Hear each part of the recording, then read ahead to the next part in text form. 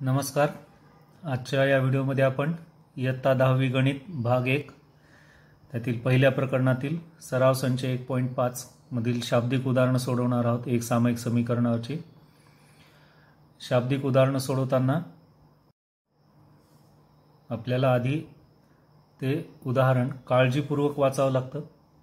त्यानंतर त्यातील अटी पाहून 2 समीकरण तयार करावी लागतात आणि मग ती सोडवायची असतात. याआधी इयत्ता 9वीत आपण समीकरण कसं तयार करायचं ते शिकलो होतो. त्यामध्ये काही उदाहरणं अशी होते की 2 संख्यांची बेरीज इतकी, त्या संख्या 2 संख्यांची वजाबाकी एवढी आहे. तर अशा अटी वापरून समीकरण तयार करायचे. इथे पहिलं उदाहरण आहे 2 संख्यांमधील फरक 3 असून, आता इथे फरक म्हणजे वजाबाकी, मोठ्या संख्येची तिप्पट आणि लहान संख्येची दुप्पट. म्हणजे इथे 2 संख्या दिल्या आहेत, एक मोठी आणि दुसरी लहान आहे, आणि त्यांची वजाबाकी दिली आहे. नंतर त्यांची तिप्पट आणि दुप्पट यांची बेरीज दिली आहे. तर त्या संख्या शोधा. आता इथे आपल्याला सुरुवातीला 2 संख्यांपैकी मोठी संख्या आणि लहान संख्या आपल्याला x किंवा y तसंच m किंवा n घेऊन हे उदाहरण सोडवायचं आहे. इथे आपण समजा मोठी संख्या x म्हणजे मोठी संख्या x मानली आणि लहान संख्या y मानली आहे. तुम्ही असंही लिहू शकता, मोठी संख्या x मानू, लहान संख्या y मानू. आता इथे x आणि y घेतले, आपल्याला माहित नाही त्या संख्या, त्याच्यामुळे त्यांच्या जागी आपण चल घेतलेत. 2 चल मिळालेत आपल्याला. आता 2 समीकरण मिळवायचे. पहिली अट काय दिलेली आहे पाहू. आता आपण पहिल्या अटीनुसार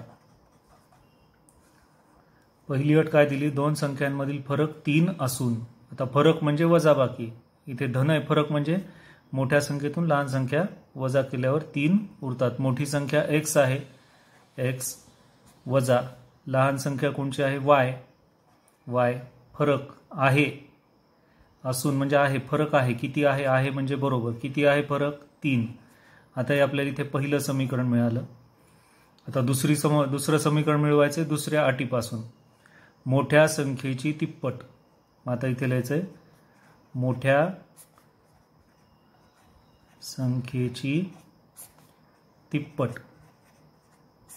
पट म्हणजे गुणाकार, हे लक्षात ठेवा. बरेचदा काय होतं, तिथे तिप्पट म्हणलं की आपण बेरीज लिहितो.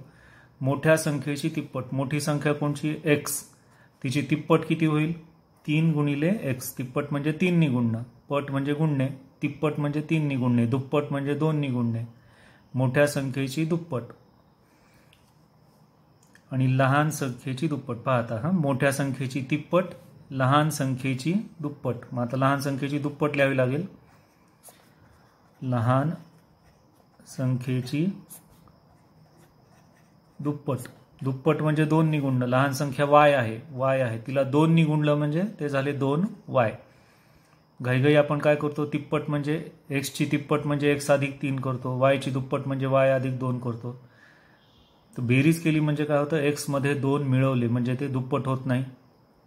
पट म्हणलं की गुणाकार, दुप्पट म्हणजे 2 नी गुणलं. ठीक आहे. आता आपण हे समीकरण मिळवू याच्यापासून. आता दुसऱ्या अटीनुसार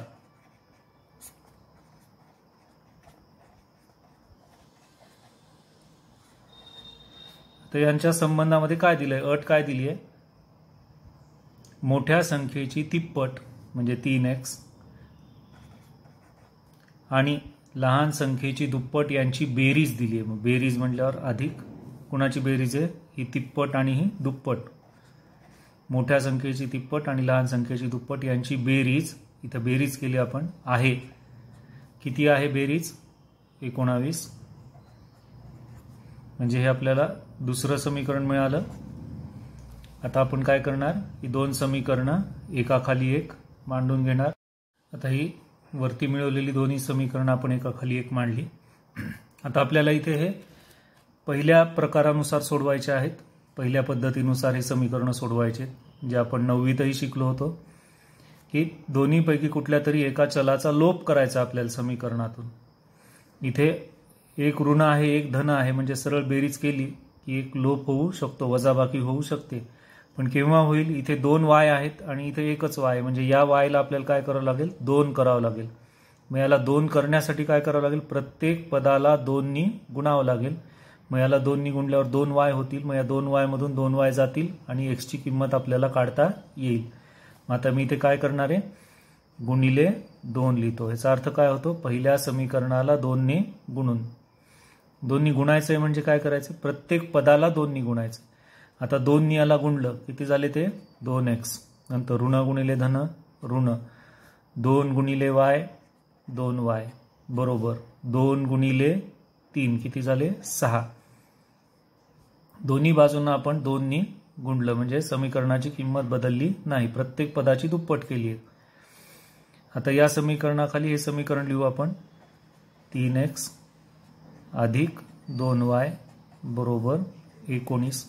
आता इथे अधिक 2y वजा 2y हे 0 होऊन जातील, मग फक्त x राहील. मग इथे काय करायचं आपल्याला? या दोघांची बेरीज करू. बेरीज केली म्हणजे चिन्ह बदलणार नाहीत. आता बेरीज म्हणजे 3 आणि 2 5 x 2y वजा 2y 0 बरोबरला बरोबर 19 आणि 6 25. आता इथे आपल्याला x ची किंमत मिळणार आहे. इथे काय होईल आता? x बरोबर 25. आता 5 इथे गुणतात, इकडे भागतील. हे नाही केली पायरी तरी चालेल. इथं तुम्हाला लक्षात येतं 5 गुणिले किती बरोबर 25? 5 गुणिले 5 बरोबर 25 म्हणजे x ची किंमत 5 आहे. किंवा मग हे करा असं 5 इकडे आले उजवीकडे, ते छेदात गेली, इथे गुणतात म्हणून इकडे छेदात 5 1 5 5 5 25. x ची किंमत आली 5. x म्हणजे काय झालं? आपल्याला मोठी संख्या मिळाली जी आपण x धरली होती. पण अजून y ची किंमत काढायची राहिली. तर या समीकरणावरून y ची किंमत काढू. मग त्यासाठी काय करायचं? x ची ही किंमत x बरोबर 5 समीकरण कितव्या समीकरणात ठेवायचं आपल्याला? 1 मध्ये ठेवू. या पहिल्या समीकरणात ठेवू. समीकरण 1 मध्ये ठेवू. मग आता समीकरण 1 लिहावं लागेल आपल्याला. ते आहे x वजा 3 x वजा y बरोबर 3. मग इथे x च्या जागी किती ठेवायचे? 5. नंतर वजा हे y जशाल तसेच बरोबरला बरोबर 3 ला 3. आता हे वजा y असेच राहतील इकडे. वजा y याची किंमत काढायची आपल्याला. ऋण बरोबर बरोबर हे 3 ला 3. हे धन 5 जे ते उजवीकडे आले ते झाले ऋण 5. ऋण y बरोबर 3 मधून 5 जात नाही, लहान संख्येतून मोठी संख्या वजा करतोय म्हणून ते ऋण येईल. 5 वजा 3 2. दोन्हीला ऋणाने आपण गुणलं की इथे होतात y बरोबर 2. इथे आपल्याला काय झालं? 2 संख्या मिळाल्या आहेत. x मिळाला आहे. x म्हणजे काय घेतलं होतं आपण? x म्हणजे मोठी संख्या, म्हणून मोठी संख्या बरोबर x बरोबर 5 आणि लहान संख्या बरोबर y बरोबर 2. ही अशी उदाहरणं सोडवताना उदाहरण काळजीपूर्वक वाचायचं नीट. काय दिले इथे? तर त्या संख्या शोधा. म्हणून आपल्याला दोन्ही संख्या शोधल्या आपण. कधी कधी काय असतं? प्रश्न शेवटी असा असतो की तर त्यापैकी लहान संख्येची 5 पट शोधा. मग त्यासाठी सुद्धा आपल्याला हे पूर्ण एवढं करावं लागतं. लहान संख्या शोधावी लागते, मग तिची 5 पट म्हणल्यावर 2 ची 5 पट म्हणून 2 पंचे 10 काढावं लागतं उत्तर. काळजीपूर्वक उदाहरण पूर्ण वाचायचं आणि मग त्याचं उत्तर काढायचं, अंतिम उत्तर. आता पुढचं उदाहरण पाहूत. दुसऱ्या उदाहरणामध्ये कृती पूर्ण करायची आहे. इथे एक आयत दिलेला आहे. आता भूमितीतला गुणधर्म आपल्याला इथे वापरायचा आहे, गणित भाग 2 मधला. त्यावरून x आणि y च्या किमती काढायच्या आहेत आणि या आयताचं क्षेत्रफळही काढायचं आहे आणि परिमिती सुद्धा काढायची आहे. आयताचं क्षेत्रफळ आणि परिमिती दोन्ही सूत्र आपल्याला माहिती पाहिजे. आयताच्या क्षेत्रफळाचं सूत्र आणि परिमितीचं सूत्र. इथे सगळ्यात आधी आपल्याला x आणि y च्या किमती काढायच्या आहेत. त्यासाठी याचा वापर करायचा आहे.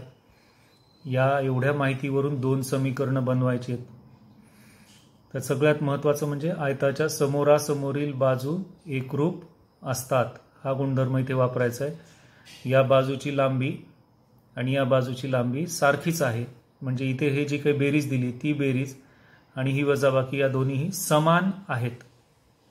याचा वापर करून पहिलं समीकरण मिळवायचे. मग इथे आपण लिहिणार उदाहरण सोडवताना पहिल्या अटीनुसार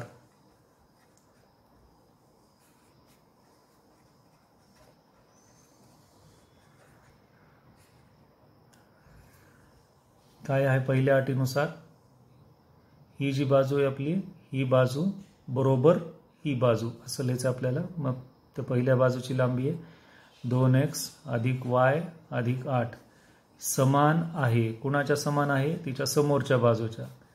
4x वजा y. आता आपण हे x आणि y डावीकडे आणू आणि 8ला इकडे नेऊ, किंवा हे 8 इथेच ठेवू, हे x आणि y तिकडे नेऊ. हे 8 जर इथेच ठेवले आपण, 8 बरोबर हे आधी 4xला 4x तसेच लिहिले, वजाला वजा आणि नंतर y. आता हे 2x जे आहे ते उजवीकडे नेल्यावरती होतील वजा 2x. हे अधिक y उजवीकडे नेल्यावर होतील ते वजा y. हे 8ला 8 तसेच ठेवू. परत 4x मधून 2x वजा केले, स्वरूप पदांची वजाबाकी करायची. 4x वजा 2x, 4x मधून 2x गेले 2x वजा y, दोन्हीही ऋण आहेत. दोन्ही चिन्ह समान असले की बेरीज करून समान चिन्ह द्यायचं. मग वजा 1y आणि 1y 2y. याला आपण अजून संक्षिप्त रूप देऊ शकतो. याला 2नी भाग जातो, याला 2नी भाग जातो, यालाही 2नी भाग जातो. म्हणून या समीकरणाला 2नी भाग दिला तर बेचोक 8 बरोबर. या 2नी भाग दिला की बे एक बे म्हणून x उरतील वजा. याला 2नी भाग दिला म्हणजे बे एक बे, इथे फक्त y उरतील. म्हणजे पहिलं समीकरण आपल्याला मिळालं ते लिहूत आपण x वजा y बरोबर 4. हे पहिलं समीकरण मिळालं. आता दुसरं समीकरण मिळवायचं आहे. ही दुसरी अट आहे. याच्यावरून दुसरं समीकरण मिळवून दुसऱ्या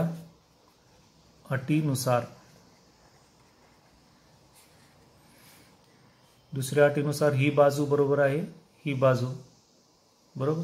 मग x अधिक 4 बरोबर आहे, x अधिक 4 बरोबर आहेत 2y. कारण का? इथे आयताच्या समोरासमोरील बाजू एकरूप असतात. मग आता इथे x असेच ठेवूत. हे 2y डावीकडे आणले आपण, ते झाले वजा 2y बरोबरला बरोबर. हे 4 उजवीकडे गेले, ते झाले वजा 4. दुसरं समीकरण मिळालं आपल्याला. हे आता ही दोन्ही समीकरणं जी आहेत ती एकाखाली एक लिहायची आणि मग सोडवायची. ती x वजा y बरोबर 4 आणि त्याच्याखाली लिहू दुसरं समीकरण x वजा 2y बरोबर ऋण 4. हे दुसरं समीकरण मिळालं आपल्याला. आता याच्यात लोप करण्यासाठी आपल्याला सोपं आहे. x मधून x वजा केलं की ते निघून जातील आणि हे उरेल फक्त, मग y उरतील. म्हणजेच पहिल्यातून दुसरे समीकरण वजा करावे लागेल आपल्याला. समीकरण 1 मधून समीकरण 2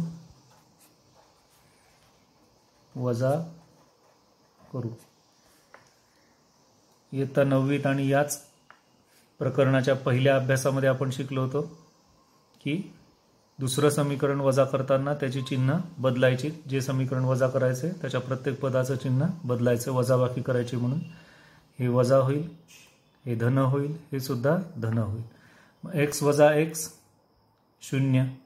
आता अधिक 2y वजा 1y, 2 मधून 1 वजा केला तो याला 1 उरला बरोबर 4 अधिक 4 ते झाले 8. y ची किंमत मिळाली. आता x ची किंमत मिळवू आपण. y बरोबर 8 पहिल्या समीकरणात ठेवू. समीकरण 1 मध्ये ठेवू. त्यासाठी मग समीकरण 1 लिहावं लागेल आपल्याला. x वजा y बरोबर 4. x ला x तसाच ठेवला वजा y च्या जागी किती ठेवायचे 8. y ची किंमत 8 काढली ती इथे ठेवली बरोबरला बरोबर 4 ला 4. x हे -8 उजवीकडे गेले, मग बरोबर -8 उजवीकडे गेले, 4 लिहायचे आधी, हे अधिक 8, x बरोबर 12. मग आता इथे या उदाहरणामध्ये पहिले दिलं होतं आपल्याला x आणि y च्या किमती काढा, त्या काढल्या आपण. त्या आहेत x ची किंमत आली 12 आणि y ची किंमत आली 8. आता काय करायचं आहे, क्षेत्रफळ आणि परिमिती काढायची. क्षेत्रफळ आणि परिमिती काढताना काय करायला आपल्याला, एक तर लांबी आणि रुंदी माहीत करून घ्यायची. एक तर हे तरी सूत्र वापरा लांबीसाठी किंवा हे तरी वापरा, रुंदीसाठी हे वापरा किंवा हे वापरा, कोणतंही वापरू शकतो आपण. तर सगळ्यात आधी आपण लांबी काढून घेऊ. L बरोबर आयताची लांबी बरोबर काय आहे ते 4x वजा y, 4x वजा y बरोबर हे 4 ला 4, x म्हणजे किती गुणिले x म्हणजे किती आहेत तर 12, नंतर वजाला वजा, y म्हणजे किती आहेत 8. L बरोबर 12 चौक 48 वजा हे 8 बरोबर 48 म्हणून 8 गेले, 40 उरले. ही लांबी मिळाली आपल्याला. आता रुंदी काढायची, ब्रेड्थ. b बरोबर b साठी काय करायचं, x अधिक 4 घ्या किंवा 2y घ्या, दोन्ही समानच येते. 2y घेऊत आपण. b बरोबर 2y बरोबर 2 गुणिले y, y म्हणजे किती आहेत 8, 8 दुने 16. आपल्याला लांबी मिळाली आणि रुंदी मिळाली आयताची. आता काढायचं आपल्याला माझे क्षेत्रफळ, म्हणजे मी आयत आहे, माझे क्षेत्रफळ म्हणजे आयताचे क्षेत्रफळ, म्हणून आयताचे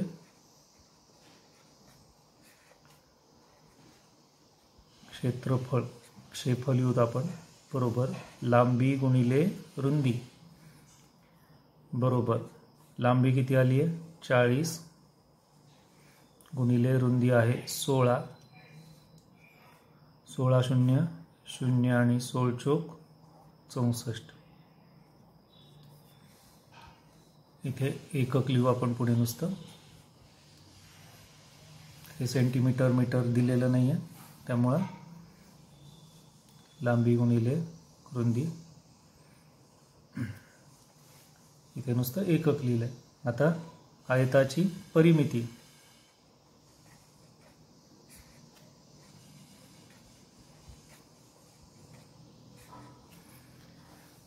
परिमितीचा अर्थ काय होतो, सर्व बाजूंच्या लांबींची बेरीज, म्हणजे लांबी दोनदा येईल, लांबीची दुप्पट अधिक रुंदीची दुप्पट, दोनदा रुंदी.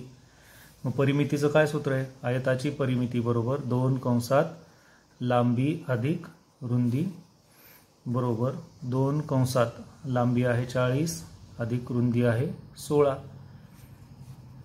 बरोबर 2 कंसात 16 आणि 40 किती होतात 56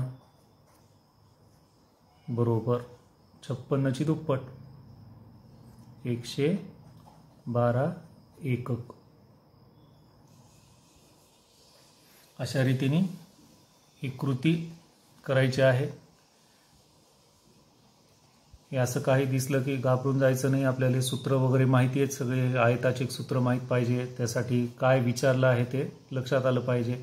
गुणधर्म लगेच आठवला पाहिजे की समोरासमोरील बाजू समान असतात, मग त्यावरून समीकरण बनवायचं आहे. तेच केलंय आपण इथे, समोरासमोरील बाजू समान असतात म्हणून इथे बरोबर घेतलं. आता आपण पुढचं उदाहरण पाहू. तिसऱ्या उदाहरणामध्ये आता मी फक्त 2 समीकरणं मिळवून देण्यापर्यंत सांगणार आहे समजावून. मग ती 2 समीकरणं मिळाली की तुम्ही एकाखाली एक मांडून ती सोडवायची आहेत आत्ताच्या पद्धतीप्रमाणे किंवा या आधी शिकलो त्याप्रमाणे. आता हे उदाहरण काळजीपूर्वक वाचू आपण. इथे वडिलांच्या वयामध्ये मुलाच्या वयाची दुप्पट मिळवल्यास बेरीज 70 येते. म्हणजे इथे मुलाचंही वय आहे आणि वडिलांचंही वय घ्यायचं आहे आपल्याला. आणि मुलाच्या वयामध्ये वडिलांच्या वयाची दुप्पट मिळवल्यास बेरीज 95 येते. तर दोघांची वये काढा. आता हे उदाहरण सोडवताना आपल्याला पुन्हा काय करायचं आहे, दोघांच्या वयांसाठी 2 चल घ्यायचे आहेत. समजा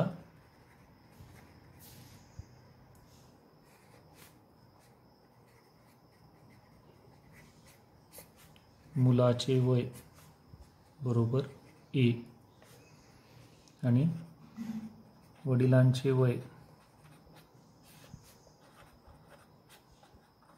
बरोबर वाय वर्ष.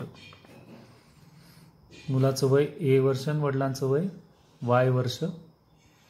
आता काय करायचं आहे, पहिल्या अटीनुसार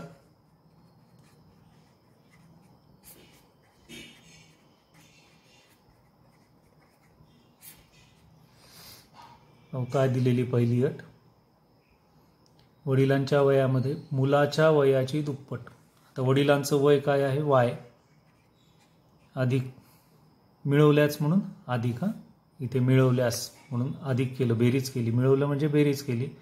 काय मिळवले, मुलाच्या वयाची दुप्पट. मुलाचं वय किती घेतलं आपण ए, त्याची दुप्पट 2a झालं. इथे आपल्याला समीकरण मिळालं की वडिलांच्या वयामध्ये मुलाच्या वयाची दुप्पट मिळवल्यास म्हणजे बेरीज किती येतात, येते म्हणजे बरोबर बेरीज 70 येते, बेरीज 70 आली. हे पहिलं समीकरण. दुसऱ्या अटीनुसार आता दुसरं समीकरण मिळवू आपण. तुम्ही एकाखाली एक लिहायचं. हे दुसरी अट काय दिली आहे, मुलाच्या वयामध्ये मुलाचं वय ए, वडिलांच्या वयाची दुप्पट मिळवल्यास बेरीज म्हणजे पुन्हा बेरीज आहे. वडिलांच्या वयाची दुप्पट, वडिलांचं वय किती आहे वाय, त्याची दुप्पट 2y मिळवल्यास बेरीज येते, किती येते 95 येते, म्हणून बरोबर 95. हे दुसरं समीकरण. इथे तुम्ही कोणतीही चल घ्या, मी ते ए घेतलंय वाय घेतलंय, तुम्ही ए बी घ्या, एक्स वाय घ्या, mn घ्या. आपल्याला समीकरण मिळवायचे दोन चलातली रेषीय समीकरण. आता इथे व्यवस्थित लिहू. हे 2a अधिक y बरोबर 70 पहिलं समीकरण आणि दुसरं आहे a अधिक 2y बरोबर 95 हे दुसरं समीकरण. आता हे जर तुम्हाला सोडवायचं असेल तर काय करा, ए चा लोप करायचा असेल, एक चल काढून टाकायचा असेल तर इथे 2a आले पाहिजेत. मग पहिल्या समीकरणात जो ए चा सहगुणक आहे तो इथे आणण्यासाठी या ए ला 2 ने गुणावं लागेल. मग याला 2 ने गुणलं की यालाही 2 ने गुणावं लागेल, यालाही 2 ने गुणावं लागेल आणि इथे लिहावं लागेल आपल्याला की 2 ने गुणून. किंवा जर वायचा लोप करायचा असेल तर याला 2 ने गुणा, याला 2 ने, याला 2 ने, याला 2 ने गुणून मग पहिल्या समीकरणातून दुसरं वजा करा आणि हे सोडवा. ए आणि वाय म्हणजेच मुलाचं वय आणि वडिलांच्या वयाच्या किमती काढा. चौथ्या उदाहरणामध्ये सुद्धा तसंच. एका अपूर्णांकाचा छेद हा अंशाच्या दुपटीपेक्षा 4 ने मोठा आहे. म्हणजे इथे अंश आणि छेद हे आपल्याला एक्स आणि वाय घ्यायचे आहेत. मग कुणाची दुप्पट ते करायचं आहे. हो, आता आपण या उदाहरणात समजा त्या अपूर्णांकाचा अंश बरोबर एक्स आणि छेद बरोबर वाय. आता आपण ते समीकरण मिळवू. आधी छेद हा अंशाच्या दुपटीपेक्षा 4 ने मोठा आहे, पहिली अट. मग पहिल्या अटीनुसार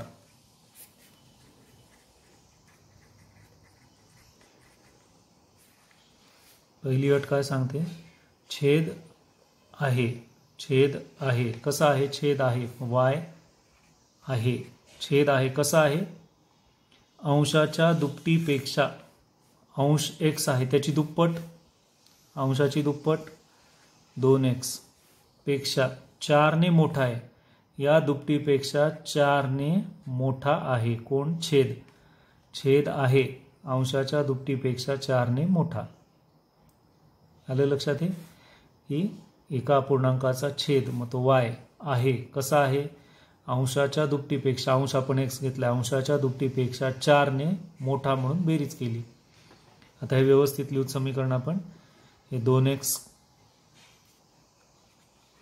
अधिक 4 जे आहे ते इकडे नेले आणि y इकडे आणले तर काय होणार, y इकडे आल्यावर वजा होणार आहेत, मग वजा y, 2x वजा y बरोबर हे 4 इकडे आणल्यावरती होतील वजा 4. हे पहिलं समीकरण मिळालं. आता दुसरं समीकरण मिळवायसाठी आपल्याला काहीतरी करावं लागणार आहे. इथे जर अंश आणि छेद दोन्ही 6 ने कमी केले, 6 ने कमी केले, मग आता अंश जर आपण 6 ने कमी केला, 6 ने कमी केल्यावर, कमी करायचे म्हणजे वजा करायचे, अंश किती होईल मग, अंश बरोबर x वजा 6 आणि छेद कसा होईल मग y वजा 6. हे 6 ने कमी केल्यावर काय होतात, तर छेद हा अंशाच्या 12 पट होतो. छेद म्हणजे y वजा 6, y वजा 6 कसा होतो, 12 पट, 12 गुणिले 12 पट म्हणजे 12 गुणिले होतो कुणाच्या, अंशाच्या. आता अंश किती आहे त्याचा, x वजा 6. मग आता हे y वजा 6 बरोबर 12 नी दोघांनाही गुणायचे, 12 गुणिले x 12x, धन गुणिले ऋण ऋण, 12 गुणिले 6 12 सकून 72. मग आता आपण काय करणार आहेत, हे वजा 72 आहे ते इकडे आणले, 72 अधिक 72 ऋण आहेत ते आल्यावर धन झाले, हे वजा 6 तसेच राहिले, 72 वजा 6 बरोबर हे 12x, हे y उजवीकडे आले ते झाले वजा y. मग 72 वजा 6 किती होतात, 66 बरोबर 12x वजा y. आता हे दुसरं समीकरण इथे लिहू आपण, ते आहे 12x वजा y बरोबर 66. हे दुसरं समीकरण आहे. आता हे सोडवण्यासाठी तुम्हाला इथे काही सहगुणक सारखे करायची गरज नाही, इथे सहगुणक सारखेच आहेत दोघांचे, फक्त काय आहे चिन्ह वेगवेगळे, चिन्हही सारखं आहे. मग फक्त काय करा तुम्ही इथे वजाबाकी करा, चिन्ह वेगवेगळं असेल तरच बेरीज करता येते आपल्याला. इथे दोन्ही चिन्ह सारखे आहेत म्हटल्यावर वजाबाकी केल्यावर काय होईल, चिन्ह बदलतील. मग व्यवस्थित क्रिया करा, एका चलाची किंमत काढा आणि त्यावरून दुसऱ्या चलाची किंमत काढा, म्हणजे एक अंश आणि छेद मिळाला की तुम्हाला तो अपूर्णांक लिहिता येईल. पुढचं उदाहरण पाहू. 5वं उदाहरण, 10 टनांची क्षमता असणाऱ्या मालवाहू ट्रकमध्ये ए आणि बी अशा 2 विशिष्ट वजनाच्या पेट्या भरलेल्या आहेत. जर ए प्रकारच्या 150 पेट्या व बी प्रकारच्या 100 पेट्या भरल्या तर ट्रकची 10 टनांची क्षमता पूर्ण होते. हे 10 टनांची ही वजनाची क्षमता आहे, ट्रकमध्ये एवढं वजन मावू शकतं. जर ए प्रकारच्या 260 पेट्या भरल्या तर तो ट्रक त्याच्या 10 टनांच्या पूर्ण क्षमतेने भरण्यासाठी बी प्रकारच्या 40 पेट्या लागतात.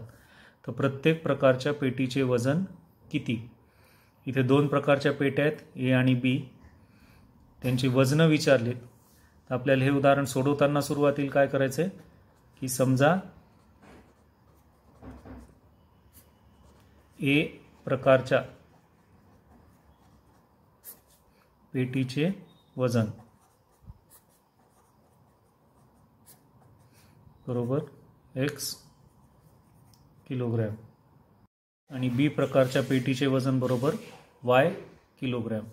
तर दिलेल्या पहिल्या अटीनुसार ए प्रकारच्या 150 पेट्या, आता ए प्रकारच्या एका पेटीचं वजन x किलोग्रॅम आहे, तर 150 पेट्यांचं वजन किती होईल, 150 गुणिले x, ते झाले 150x, अधिक बी प्रकारच्या 100 पेट्या, बी प्रकारच्या एका पेटीचं वजन y किलोग्रॅम आहे, तर 100 पेट्यांचं किती होईल 100y. हे दोन्ही मिळून ट्रकची क्षमता पूर्ण होते. हे दोन्ही वजन मिळाले, दोन्ही वजन मिळून ट्रकची 10 टनांची क्षमता पूर्ण होते. ते लिहायचं आता 10 गुणिले टन म्हणजे 1000 किलो. आता हे पहिलं समीकरण मिळतं आपल्याला, पण इथे आपण काय करू शकतो, याला भाग देऊ शकतो. इथं आधी 10 नी भाग देऊ, इथे 0, इथे 0, इथे 10 आहेत. 10नी भाग दिला तर हे होतील 15x अधिक 10नी भाग दिला हे झाले 10y बरोबर. इथे 10नी भाग दिला 10 10 गेले उरले 1000. अजूनही इथे 5नी भाग देता येतो आपल्याला. 5 त्रिक 15x अधिक 5 दुने 10y. इथे परत 5नी भाग दिला हे 5 दुने 10 झाले 0 0. हे पहिलं समीकरण मिळालं आपल्याला. आता दुसरं समीकरण मिळवू दुसऱ्या अटीनुसार.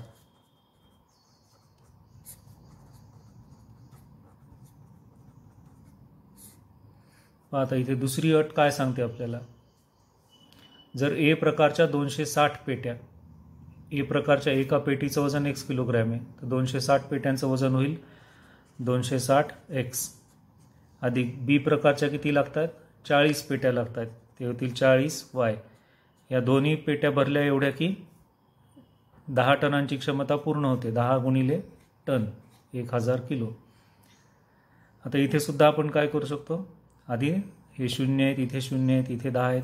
10नी भाग देऊ. इथे 10नी भाग दिला की 0 0 कटले झाले 26x अधिक याला 10नी भाग दिला की 10 चोक 40 उरले y. परत इथे 10नी भाग दिला हे झाले 10 10 कटले राहिले 1000. अजून इथे 26 आहेत, इथे 4 आहेत, इथे 10 आहेत. हे याला आपण 2नी भाग देऊ. 2नी भाग द्यायचं म्हणजे निम्म करायचं दोन्ही बाजूला. 26चे निम्मे झाले 13x अधिक याला 2नी भाग दिला हे झाले 2y बरोबर. याला 2नी भाग दिला हे झाले 2 पंचे 10 आणि हे 2 0. हे दुसरं समीकरण मिळालं आपल्याला. आता ही जी दोन समीकरणं आहेत ती एका खाली एक मांडायची. पहिलं आहे 3x अधिक 2y बरोबर 200 हे पहिलं.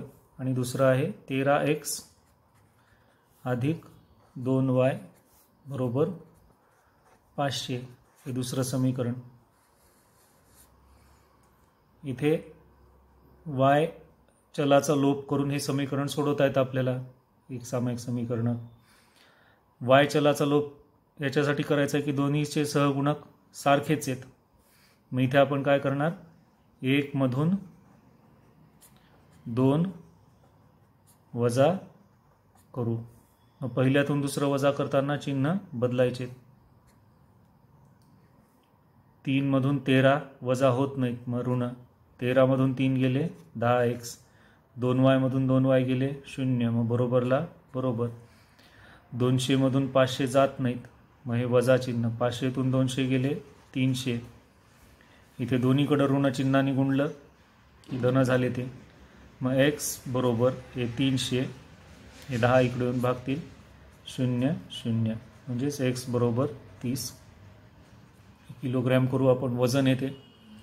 आता एक्सची किंमत काय करायची दोन्हीपैकी एका समीकरणात ठेवायची. पहिल्या समीकरणात ठेवू आपण एक्सची किंमत x बरोबर 30 समीकरण 1 मध्ये ठेवू. मग समीकरण 1 लिहावं लागेल आपल्याला. 3x अधिक 2y बरोबर 200. मग 3 गुणिले x म्हणजे किती झाले 30 अधिक 2y ला 2y बरोबर 200. 30 त्रिक 90 होतात.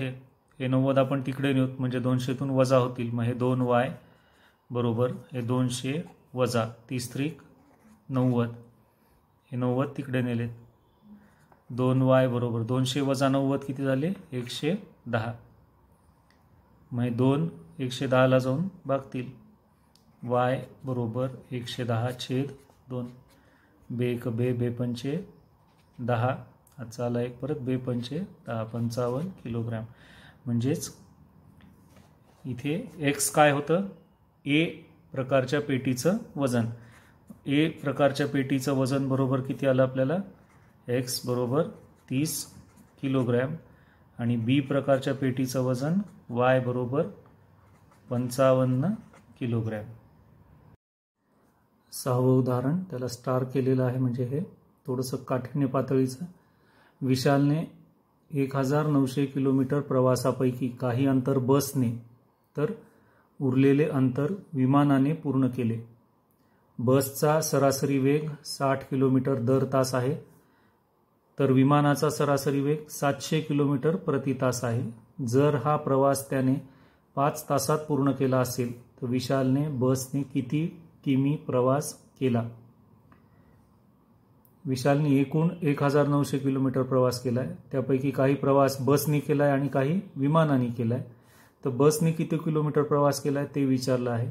अशी अंतराची उदाहरणे आहेत. यामध्ये तुम्हाला वेगाचं सूत्र माहीत पाहिजे. वेग बरोबर अंतर भागिले वेळ, आणि नंतर त्याचं रूपांतर सुद्धा करता आलं पाहिजे. आता इथे बसने किती किलोमीटर प्रवास केला आहे ते विचारले.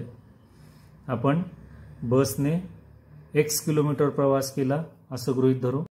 समजा विशालने बसने x किलोमीटर प्रवास केला आणि विमानाने y किलोमीटर प्रवास केला.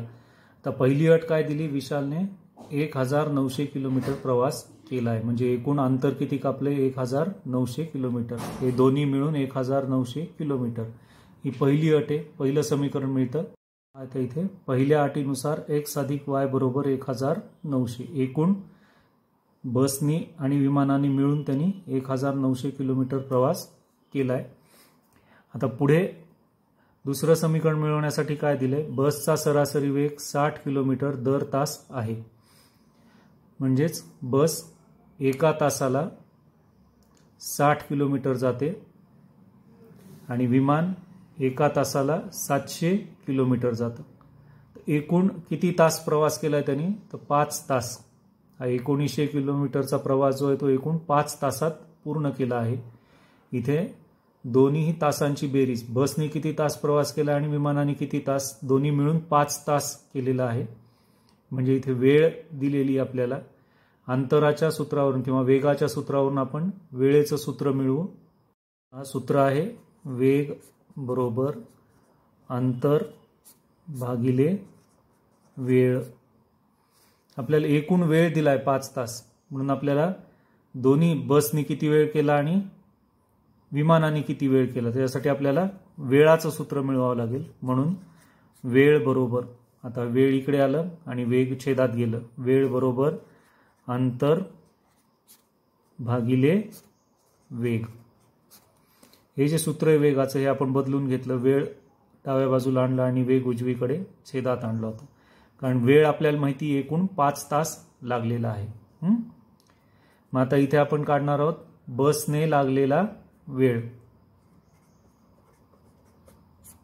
बसने लागलेला वेळ.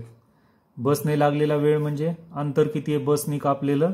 x किलोमीटर भागिले बसचा सरासरी वेग 60 किलोमीटर छेद 60 आणि तेच विमानाने लागलेला वेळ.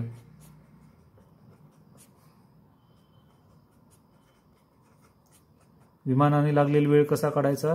वेळ बरोबर अंतर. विमानाने किती अंतर पार केलंय? y kilometre. मग y छेद विमानाचा ताशी वेग किती दिलेला आहे? 700 किलोमीटर छेद 700. आता आपल्याला हे माहिती आहे की दोन्हींनी लागलेला वेळ, एकूण वेळ किती आहे? 5 तास. म्हणून आता दुसऱ्या अटीनुसार काय लिहिता येईल आपल्याला? बसने लागलेला वेळ x छेद 60 अधिक विमानाने लागलेला वेळ y छेद 700 दोन्ही मिळून किती वेळ लागलाय? 5 तास बरोबर 5. आता इथे समीकरण आपल्याला असं मिळवायचं आहे. इथे दोन्हीचे छेद समान नाहीत. हे छेद समान करण्यासाठी आपल्याला काय करावं लागेल? आधी हे 60 आणि 700ला थोडं संक्षिप्त रूप देता येतं का ते पाहूत आपण. या समीकरणाला आता संक्षिप्त रूप द्यायचं आपल्याला. छेद थोडे लहान करून घ्यायचे आहेत. तर इथे अंशात अशी एक संख्या पाहिजे की जिनी यालाही भाग जाईल, यालाही भाग जाईल. मग असेच आपण पाहिले तर 20नी याला भाग जातो, 20नी याला सुद्धा भाग जातो. मग आपण काय करणार आहोत? या समीकरणाला 20नी गुणणार आहोत. 20 गुणिले x छेद 60 अधिक 20 गुणिले y छेद 700 बरोबर याला सुद्धा उजव्या बाजू सुद्धा 20नी गुणावं लागेल. 20 गुणिले 5 म्हणजे झाले 20 × 20, 20 × 60, 0 0 गेले, 2 × 2 आणि इथे 70च्या निम्मे 35 आणि हे झाले 100. मग आपल्याला समीकरण काय मिळालं? x छेद 3 अधिक y छेद 35 बरोबर 20 100. इथे छेद समान नाहीत, मग छेद समान नसल्यावर अशा अपूर्णांकांची बेरीज वजाबाकी करताना छेदस्थानी आपण छेदांचा गुणाकार करतो. 3 गुणिले 35, नंतर हा तिरपा गुणाकार 35 गुणिले x 35x अधिक हा तिरपा गुणाकार 3 गुणिले y 3y बरोबर 100. तर हे 35x अधिक हे 3y बरोबर इथे हे 100 गुणिले या दोघांचा गुणाकार येतो 105. हे छेदस्थानी आहे ते इकडे जाऊन गुणणार आहेत. 35 गुणिले 3 म्हणजे 105. 30 त्रिक 90 आणि 5 त्रिक 15 ते झाले 105. आता आपल्याला इथे काय करता येईल, अजून यांचा गुणाकार करावा लागेल. 35x अधिक 3y बरोबर 100 गुणिले 105. हा गुणाकार जर करून पाहिला आपण तो हा येतो 10,500. म्हणजे इथे आपल्याला हे दुसरं समीकरण मिळालं. पहिलं समीकरण, दुसरं समीकरण. मग आता आपण काय करू, ही दोन्ही समीकरणं एकाखाली एक लिहू. पहिलं समीकरण आहे x अधिक y बरोबर 1900. हे पहिलं आहे समीकरण. आणि दुसरं समीकरण मिळालं आपल्याला 35x अधिक 3y. 35x अधिक 3y बरोबर 10,500. आता हे समीकरण सोडवण्यासाठी कुठल्या तरी एका चलाचा लोप करायचा आपल्याला. इथे y चलाचा लोप करणं सोपं जाईल, कारण इथे y चा सहगुणक 3 आहे, इथे y चा सहगुणक 1 आहे. या एकाला 3 करता येईल आपल्याला, म्हणजे इथे 3 ने गुणावं लागेल. म्हणून या पूर्ण समीकरणालाच 3 ने गुणूत आपण. याला 3 ने गुणलं ते झाले 3x अधिक याला 3 ने गुणलं 3y. इथे लिहायचं वाटल्यास गुणिले 3. 19 त्रिक 57 आणि वरचे हे 2 0. हे मिळालं आपल्याला तिसरं समीकरण. आता काय करायचं, हे दुसऱ्यामधून तिसरं समीकरण आपण वजा करू. वजा वजा वजा. 35 मधून 3 गेले, 35 मधून 3 गेले 32x. हे 3y मधून 3y गेले 0. 10,500 मधून 5,700 गेले 0 0 7 आणि 8 15. हातचाला 1 5 आणि 1 6 आणि 4 10. x बरोबर हे 4,800. हे 32 इथे गुणतात, इकडे येऊन भागणार. 32 आणि 48 16च्या पाड्या येतात. 16 दुने 32, 16 त्रिक 48 आणि वरचे हे 2 0. 300 भागिले 2 म्हणजेच 300च्या निम्मे. 300च्या निम्मे झाले 150. x ची किंमत मिळाली.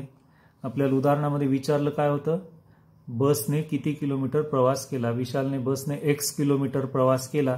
त्या x ची किंमत आपण काढली आहे 150. म्हणून उत्तर लिहायचं, विशालने बसने 150 किलोमीटर प्रवास केला.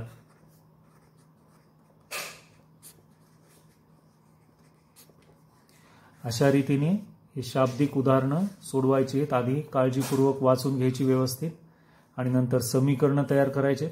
नंतर पुढचा भाग तर आता तुमचा सरावाचा होऊन जाईल. समीकरणं सोडवायची, सामायिक समीकरणं.